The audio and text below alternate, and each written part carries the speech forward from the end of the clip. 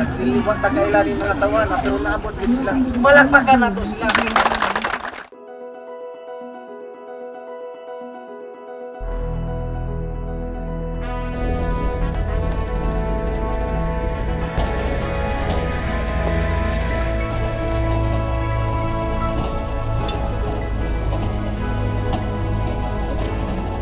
Hello there.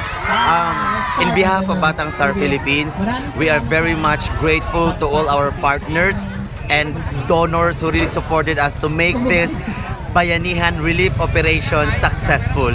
You know what? The feeling to be here in a depressed area. We are right now, to be exact, we are here at Barangay Paraiso of Tulunan Municipality. We're in, this is very near to the epicenter. And nindot kayo na makita nimo ang mga volunteers sa Batang Star with the Bayanihan relief operation nagtinabangay gyud, and they're happy like giving support to the children who are victims of this earthquake, and even to the adult who needs like counseling. And a while ago nindot pa kayo sa feeling na you able to like karang send no ang tabang sa mga gikan sa taga Jensan, gibitbit din sa Barangay Paraiso. Happy kayo sila na nadawat nila ang inyong mga hinabang. So we pray na karing lugar din sa Paraiso ang mga tao diri na kaluyan sa Ginoo makabarugod sila, maabot ang isa ka adlaw. To God be the glory. We're saving our own lives.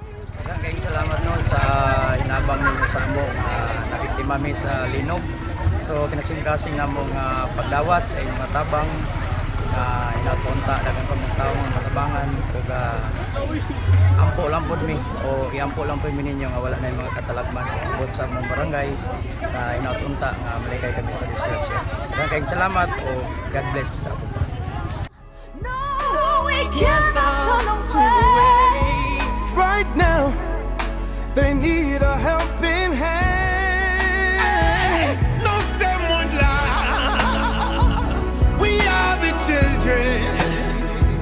We are the ones who make a brighter day. So let's start giving. Oh, there's a choice we're making.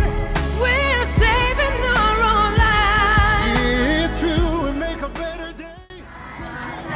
May pangarap, Batang Star, kami ang kayakan.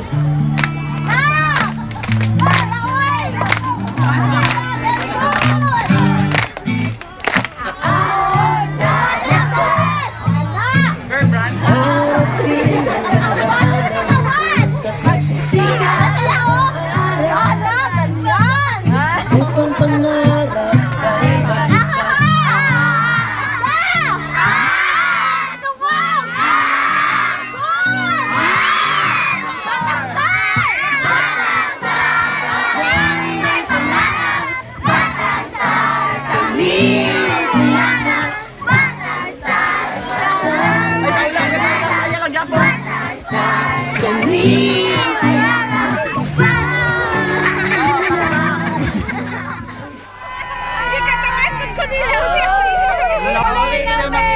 Dili pa mi pauli pa to mi Makilala.